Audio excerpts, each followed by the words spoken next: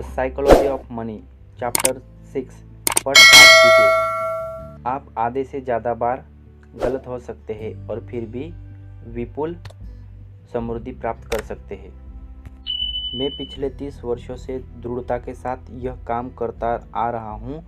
मुझे लगता है इसका साधारण गणित यह है कि कुछ परियोजनाएं काम करती है और कुछ नहीं।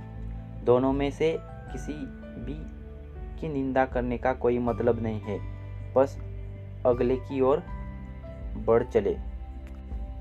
ब्रैड पिट एक स्क्रीन एक्टर्स गिल्ड अवार्ड स्वीकारते हुए हिज ब्रिगेटन 1936 में नाजी जर्मनी छोड़कर भागे।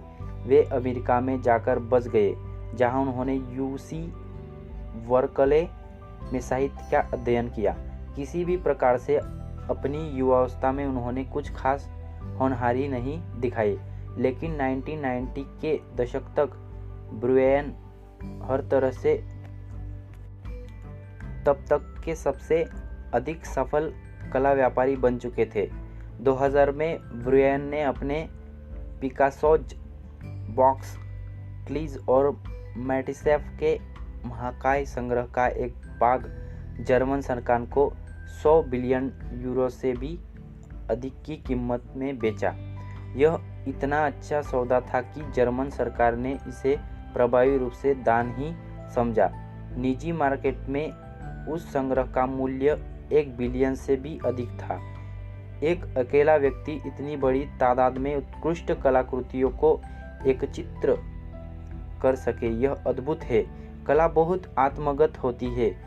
कोई भी जीवन की सुरक्षा में इसका पूर्वानुमान कैसे लगा सकता था कि इस शताब्दी में आगे चलकर सबसे लोकप्रिय कृतियाँ कौन सी होंगी। आप कह सकते हैं कौशल्य, आप कह सकते हैं भाग्य। निवेश कंपनी हॉरिजन रिसर्च ने एक तीसरा स्पष्टीकरण दिया और यह निवेशकों के लिए काफ़ी उपयुक्त है। महान निवेशकों ने बड़ी मात्रा में कला की खबरदारी की। कंपनी ने लिखा, संग्रहों का एक उपवर्ग बढ़िया निवेश सिद्ध हुआ और उन्हें एक पर्याप्त रूप से लंबे समय तक रोक कर रखा गया, जिससे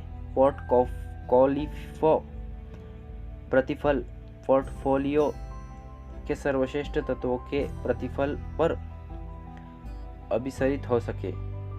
यही है जो होता है।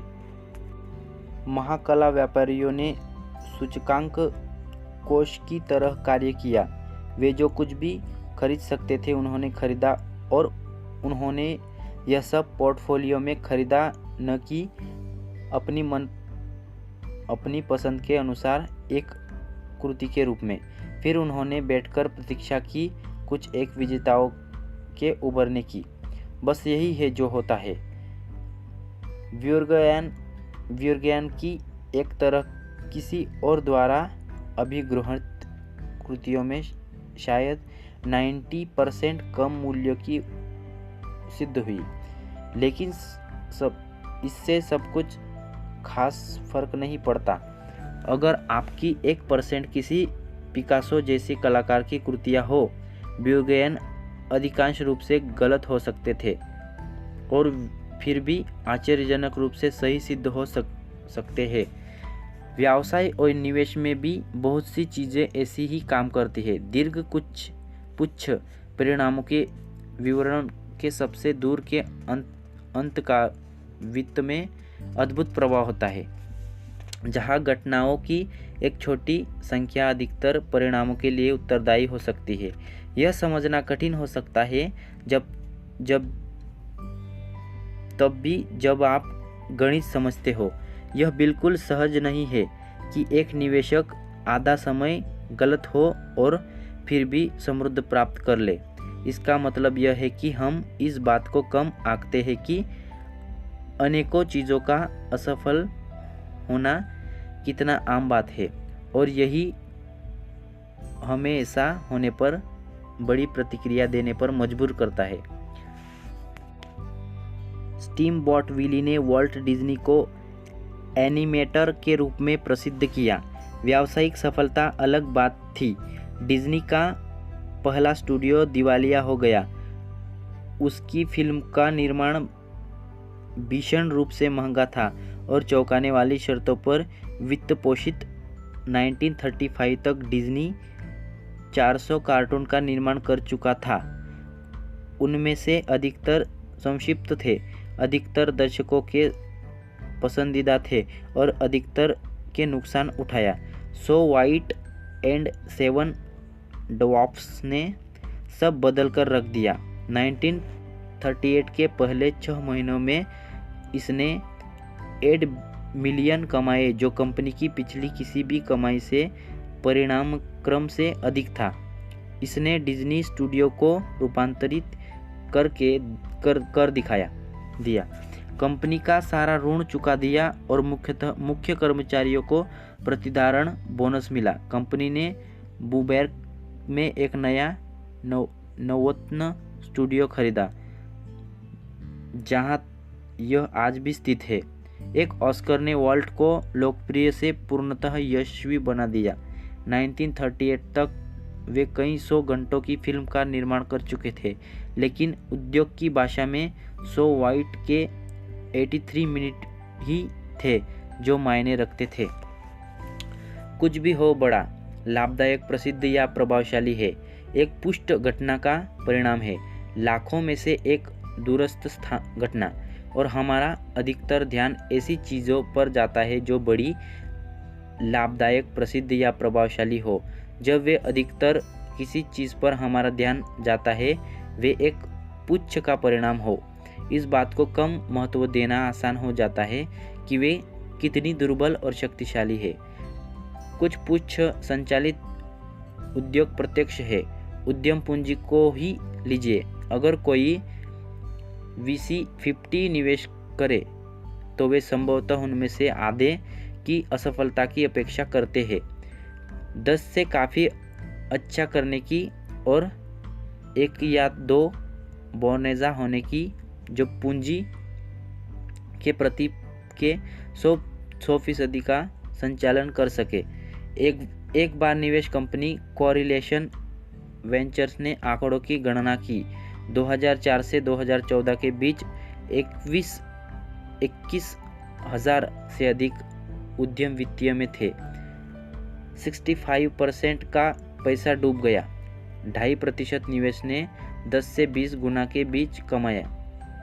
1% ने 20 गुना से अधिक प्रतिफल कमाया। आधा प्रतिशत 21,000 में से लगभग 100 कंपनियों ने 50 गुना से अधिक कमाई की, और यही से उद्योग की अधिकांश प्रतिफल आता है। आप सोचेंगे कि यह है जो उद्यम पूंजी को इतना जोखिम भरा बना देता है, और VC में निवेश करने वाला हर व्यक्ति जानता है कि यह जोखिम से भरा है। अधिकतर स्टार्टअप असफल हो जाते हैं और विश्व में बस कुछ एक को ही सफल होने का अवसर मिलता है।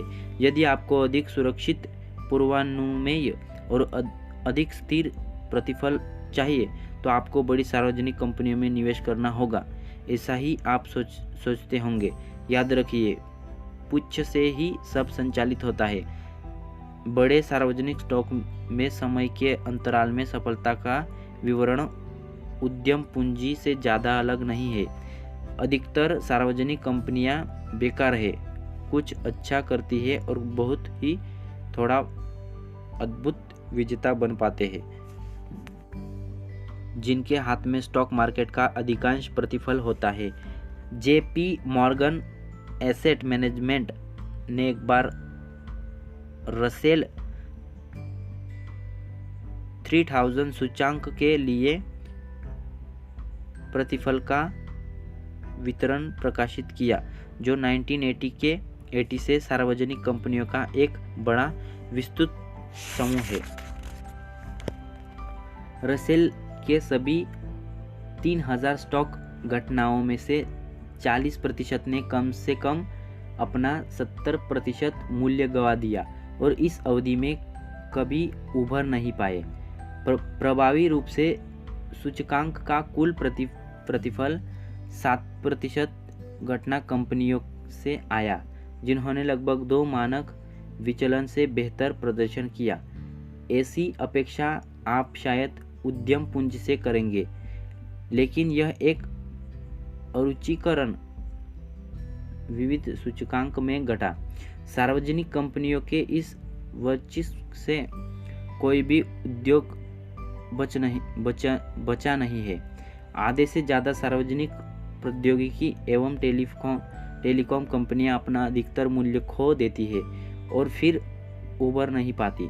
यह तब की जनोपयोगी सेवा संस्थानों में भी असफलताओं की दर 10 से 1 से अधिक है। वित्तीय पुर्तगाटा झेल रही कंपनियों का प्रतिशत 1980-2040। यहाँ पर दिलचस्प बात यह है कि आपको एक सार्वजनिक कंपनी और रसेल 3000 का सदस्य बनने के लिए सफलता का एक स्तर प्राप्त करना होगा। ये स्थापित सदस्य है, न कि कोई अविश्वसनीय स्टार्टअप। फिर भी अधिकतर का जीवन काल वर्षों में मापा जाता है, न कि पीढ़ियों में। इसमें से एक कंपनी का उदाहरण लीजिए, कैरोलको रेसल 3000 सूचांक की एक पूर्व सदस्य। इसने 1980 और 90 के दशकों की कुछ सबसे बड़ी फिल्मों का निर्माण किया, जिसमें रैम्बो की पहली 3 फिल्में, टर्मिनेटर, बेसिक इंस्टिंक्ट और टोटल रिकॉल शामिल है। कैरोलको 1987 में सार्वजनिक हो गई। उसे बहुत सफलता मिली और उसने एक के बाद एक हिट फिल्में दी।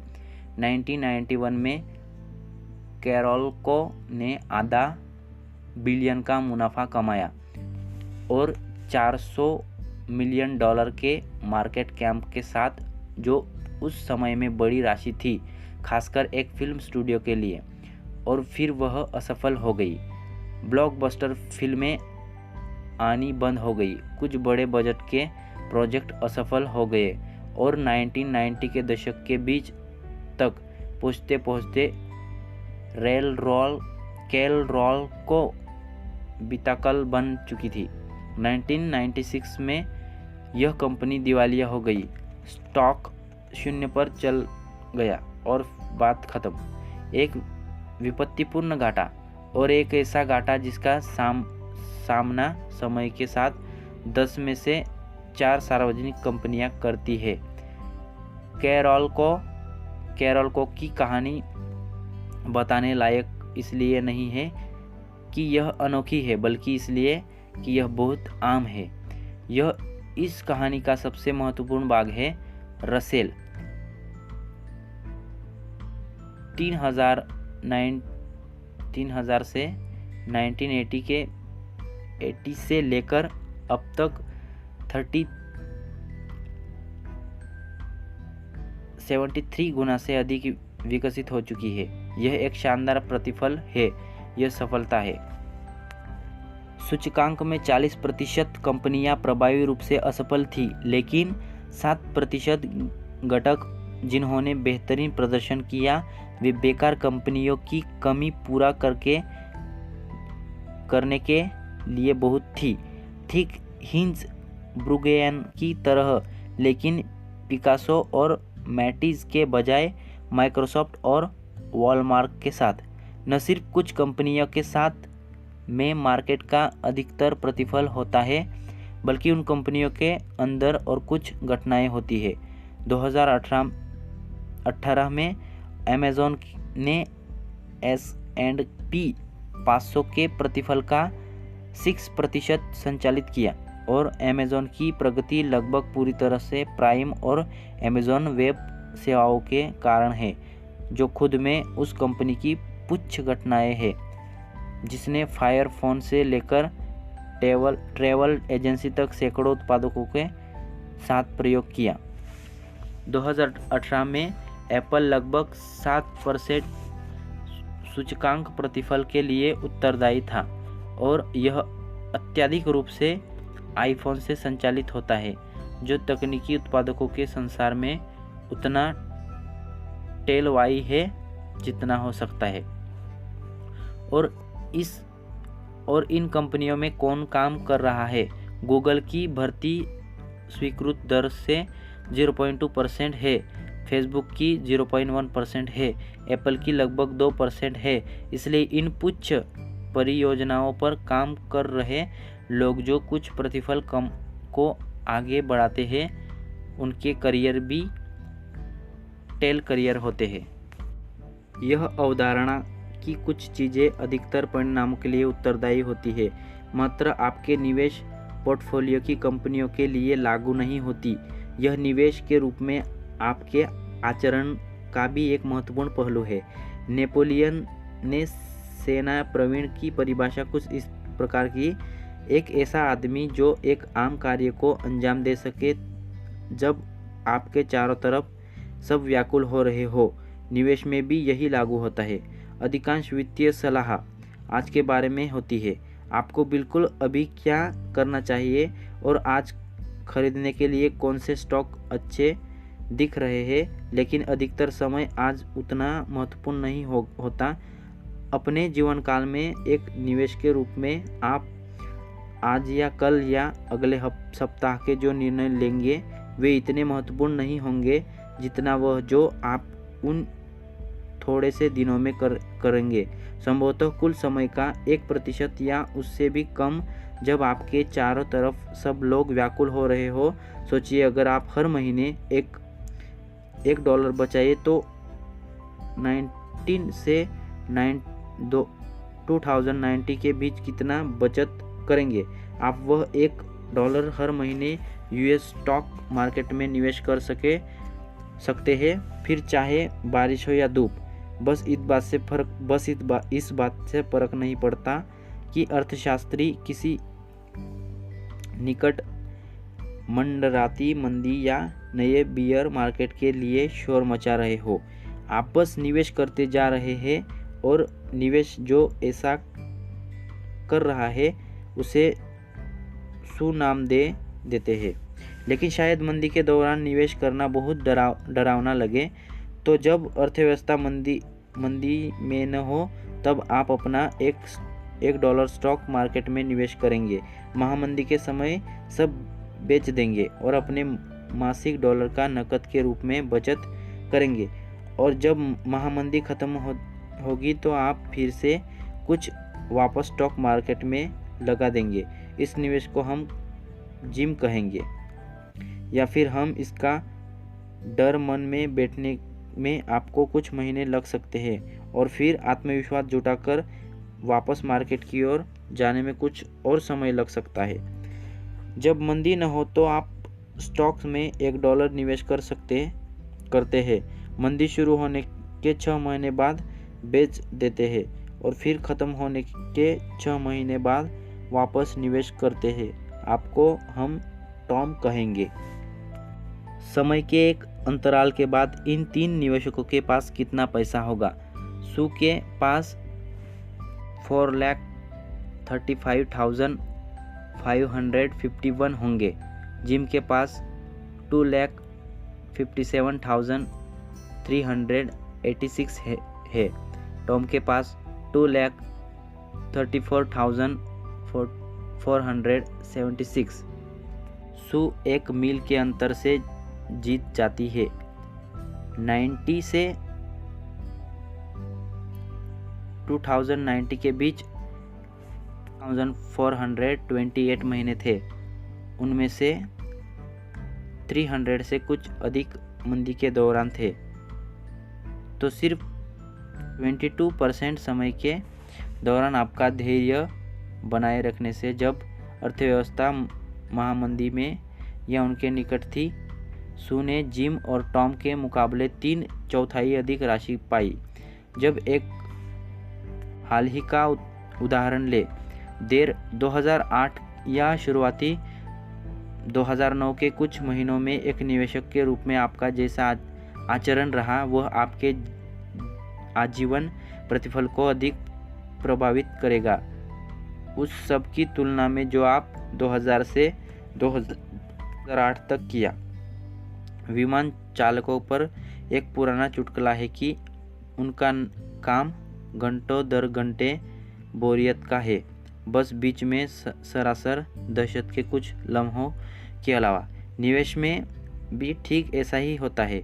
एक निवेशक के रूप में आपकी सफलता इस बात से निर्धारित होगी कि आप बीच में आने वाले उन दशकों के लम्हों में कैसे प्रत्युत्तर देते हैं, न कि गाड़ी को नियंत्रित में रखने के लिए बिताए गए वर्षों से। एक प्रतिभावान निवेशक वह पुरुष या महिला है जो उस समय में औसत कार्य कर सके और उसके चारों तरफ एक व्याकुल हुए जा रहे हो। सारा संचालन पुच्छ के द्वारा ही होता है। जब आप यह मान लेते हैं कि व्यवसाय, निवेशक और वित्त में सब संचालन पुच्छ द्वारा ही होता है, आप समझ जाते हैं कि बहुत सी चीज़ों का गलत हो जाना, टूटना, असफल हो जाना या गिरना सामान्य बात है। यदि आप स्टॉक अच्छी तरह चुनना जानते हैं, शायद आप आधी बार ठीक होंगे। यदि आप एक अच्छे अग्रणी व्यवसायी हैं, तो आप शायद आपके आधे उत्पादक और कार्यनीतियाँ काम करेगी। यदि आप एक अच्छे निवेशक हैं, तो आपके अधिकतर वर्ष सब ठीक ठाक होंगे और बहुत से खराब होंगे। यदि आप एक अच्छे कर्मी हैं, तो आप कई प्रयासों और आजमाइशों के बाद सही क्षेत्र में, सही कंपनी में स्थान प्राप्त कर लेंगे, और वह तब अगर आप अच्छे हो। पीटर लिंच हमारे समय के सर्वश्रेष्ठ निवेशकों में से एक है। अगर आप इस व्यवसाय में शानदार हैं, तो आप 10 में से 6 बार सही होंगे। उन्होंने एक बार कहा था, कुछ ऐसा क्षेत्र है जहां आपको हर बार निपुण होना आवश्यक है, उदाहरण के लिए विमान उड़ाना, और फिर ऐसा भी क्षेत्र है जहां आपको कम से कम हर बार काफ़ी अच्छा होना जरूरी है, जैसा एक रेस्ता का बावर्ची। निवेश, व्यवसाय और वित्त इन क्षेत्रों की तरह नहीं है। एक ऐसी बात जो मैंने निवेशकों और उद्योगपतियों से सीखी है, वह यह है कि कोई भी हमेशा अच्छे निर्णय नहीं लेता। सबसे प्रभावशाली व्यक्ति ऐसा खराब योजनाओं से भरे होते हैं जिन पर वे प्रयास अमल भी कर बैठते हैं। अमेज़न को ही लीजिए। यह सोचना बिल्कुल सहजन्य नहीं है कि किसी बड़ी कंपनी में एक असफल प्रोडक्ट लॉन्च सामान्य और ठीक होगा। स्वभावगत आप सोचेंगे कि सीईओ को शेयरधारकों से माफ़ी मांगनी चाहिए, लेकिन सीईओ जेफ बेजोस ने कंपनी के फायरफोन के दुर्भाग्यपूर्ण लॉन्च के कुछ ही देर बाद कहा, अगर आप सोचते हैं कि यह एक बड़ी असफलता है, हम फिलहाल इससे भी बड़ी कई असफलताओं पर काम कर रहे हैं।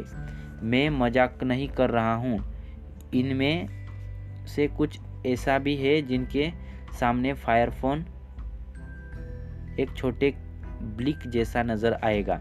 अमेज़न के लिए फायरफोन इस पर इतना घाटा ठीक है क्योंकि इसका भुगतान अमेज़न वेब सर्विसेज जैसी किसी सेवा से हो जाएगा। सबसे खराब खरबों डॉलर की आय होती है पुच्छ द्वारा किया गया बचाव। नेटफ्लिक्स सीईओ रीड हॉस्टिंग्स ने एक बार घोषित किया कि उनकी कंपनी कई बड़े बजट के प्रोडक्शन रद्द कर रही है। उन्होंने कहा, हमारा हिट अनुपात फिलहाल बहुत ज़्यादा है। मैं हमेशा कंटेंट टीम को ताकीद करता रहता हूँ, हमें और जोखिम उठाना होगा। आपको असाधारण चीज़ें करनी चाहिए क्योंकि कुल मिलाकर हमारा कैंसल रेट ज़्यादा होना चाहिए। यह न तो भ्रम है और न ही उत्तरदायित्व और हार। इस बात की बुद्धिमत्तापूर्वक अभिस्वीकृति है कि किस प्रकार पुच्छ द्वारा सफलता का संचालन होता है। हर अमेज़न प्राइम या orange is the new black के लिए आप निश्चय ही जानते हैं कि कुछ असफलताएं भी झेलनी होगी। इस बात के स्वाभाविक न प्रतीत होने का एक कारण यह है कि अधिकतर क्षेत्रों में हम बस तैयार उत्पादन को देखते हैं, उस घाटे को नहीं जिसने पुच्छ सफलता उत्पादन को आगे बढ़ाया। जिस क्रिस रॉक को मैं टीवी पर देखता हूँ वह हास्यास्पद और त्रुटिहीन है। वह क्रिस रॉक जो हर साल दर्जनों छोटे क्लबों में अभिनय करता है वह बस ठीक ठाक है। ऐसा ही होता है। कोई भी निपुण हास्य अभिनेता पहले से यह नहीं जान सकता कि कौन से चुटकुले बढ़िया तौर पर बाहर आएंगे। हर बड़ा हास्य अभिनेता बड़े स्थानों से प्रदर्शन करने से पहले छोटे क्लबों में अपने काम की परख करता है। रॉक से एक बार पूछा गया कि क्या वे छोटे क्लबों में कमी महसूस करते हैं। उन्होंने जवाब दिया, जब मैं कोई दौरा शुरू करता हूँ ऐसा नहीं है कि मैं सीधे अखाड़े में उतर जाता हूँ। इस पिछले दौर से पहले मैं न्यू ब्रैसविक में स्ट्रेट फैक्ट्री नाम की एक जगह में प्रदर्शन किया। दौरे के लिए तैयार होने के लिए मैंने लगभग 40 से 50 शो किए। एक समाचार पत्र ने एक छोटे क्लबों के सत्रों को प्रकाशित किया। इसमें बताया कि किसी प्रकार रॉक अपने नोट्स के पत्रे पलटते और बीच में अटक जाते थे। मुझे इसमें से कुछ चुटकुले हटाने होंगे, उन्होंने प्रहसन के बीचों बीच कहा। मैं बढ़िया चुटकुले जो मैं नेटफ्लिक्स पर देखता हूँ वे पुच्छ है जो सैकड़ों प्रयासों से ब्रह्मांड से निकलकर आए हैं। निवेश में भी कुछ ऐसा ही होता है। वॉरेन बफेट की कुल संपत्ति या औसत वार्षिक प्रतिफल जानना आसान है, या फिर उनके सर्वश्रेष्ठ सबसे उल्लेखनीय निवेश वे खुले तौर पर उपलब्ध है और उन्हीं के बारे में लोग बात भी करते हैं। पर वह निवेश जो उन्होंने अपने करियर में किया उनका हिसाब लगाना बहुत कठिन है। कोई भी बेकार चयन, खराब व्यवसाय और बुरे अर्जन के बारे में मैं बात नहीं करता, लेकिन वे बफेट की कहानी का एक बड़ा हिस्सा है। वे पुच्छ संचालित प्रतिफल का दूसरा छोर है। 2013 में बर्कशायर हेल्थवे शेयर होल्डर सभा में वॉरेन बफेट ने बताया कि उन्होंने अपने जीवन में 400 से 500 स्टॉक रखे, लेकिन उनमें से सिर्फ 10 पर ही अपना अधिकतर पैसा कमाया। चार्ली मुर्गेन ने कहा, अगर आप बर्कशायर के कुछ शीर्ष निवेशकों को हटा दें, इसका दीर्घकालीन पिछला कार्यनिष्पादन रिकॉर्ड बहुत ही औसत है। जब हम किसी प्रेरणास्रोत व्यक्ति की सफलताओं पर खास ध्यान देते हैं तो हमें यह नज़रअंदाज कर देते हैं कि उनकी सफलताएं उनके कार्य के एक छोटे प्रतिफल के कारण हैं। इसका कारण यह हम अपनी खुद की असफलताओं, हानियों और विघ्नों के चलते ऐसा अनुभव करते हैं कि हम कुछ गलत कर रहे हैं, लेकिन यह संभवतः संभव है कि हम गलत हो या फिर लगभग सही। जैसा ही अक्सर विशेषज्ञ होते हैं, हो सकता है कि जब वे सही थे तो अधिक सही रहे हो, लेकिन यह भी संभव है कि वे उतनी ही बार गलत भी रहे हो जितना कि आप। यह महत्वपूर्ण नहीं है कि आप सही या गलत, जॉर्ज सोरोस ने एक बार कहा था, बल्कि महत्वपूर्ण यह है कि जब आप सही हो तो आप कितना धन कमा रहे हैं और जब आप गलत है तो कितना नुकसान उठा रहे हैं। आप आधे से ज़्यादा बार गलत हो सकते हैं और फिर भी समृद्धि प्राप्त कर सकते हैं। हमारी आकाशगंगा में 100 बिलियन ग्रह है और जितना हम जानते हैं सिर्फ एक पर ही बुद्धिमत्तापूर्ण जीवन मौजूद है।